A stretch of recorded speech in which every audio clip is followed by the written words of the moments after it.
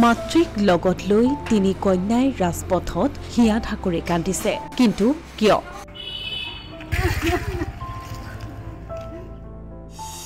কিয় এনেকৈ কান্দিব লগা হৈছে মাতৃকন্যাই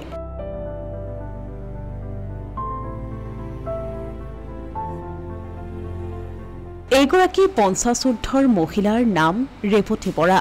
লগত তিনি কন্যা প্ৰণীতা দাস ৰীনামাই বৰা আৰু প্ৰতিমা দালু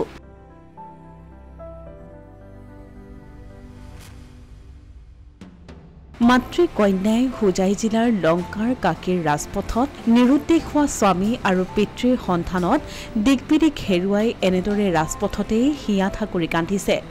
যোৱা ৫ জুলাই তাৰিখে কাকী পুৰণা কাকী গাঁও পঞ্চায়তৰ ছিংগাপুৰ গাঁৱৰ কুবেন বৰা নামৰ ৫৫ বছৰীয়া লোকজন গাঁৱৰে কেইজনমান লোকৰ সৈতে কেৰালাত কৰ্মৰত পুত্ৰ বোৱাৰী আৰু জীজুৱাইৰ ওচৰলৈ যাম বুলি হোজাই ট্ৰেইনত উঠে ৭ জুলাই পুৱা ৯ মান বজালৈকে কুবেন বৰাৰ সৈতে পৰিয়ালৰ লগত মোবাইলৰ যোগাযোগ আছিল যদিও তাৰ কিছু সময়ৰ পাছৰে পৰা যোগাযোগ বিচ্ছিন্ন হৈ পৰে ইয়াৰ পাছতে ১০ মান বজাত কুবেন বৰাৰ মোবাইল নম্বৰৰ পৰা এজন লোকে পৰিয়াললৈ ফোন কৰে যে হায়দৰাবাদৰ বিজয়বাড়া ৰেলৱে ষ্টেচন পাৰ হোৱাৰ পাছতে কুবেন বৰাই ট্ৰেইনৰ পৰা জাপ মাৰি দিয়ে আৰু তেতিয়াৰে পৰা সন্ধান নাই লোকজনৰ দেউতাৰ নাম কুবেন বৰা দেউতাৰ ৫ তাৰিখে কেৰেলা যাওঁ বুলি কৈছিলে কেৰেলাত মোৰ দাদা বাইদেউ আছে দাদা বাইদেউৰ ওচৰলৈ যাওঁ বুলি কৈছিলে গৈ হেৰি ৫ তাৰিখে ৰাতিপুৱা ৫টা বজাত ট্ৰেইনত উঠিছিলে লংকাত হোজাইত লংকাত উঠিছিলে উঠি বিজয়পাৰা ষ্টেচন পাওঁতে বোলে হেৰি জাপ মাৰি দিলে জাপ মাৰি দিয়াৰ পাছত অনুসন্ধান নাই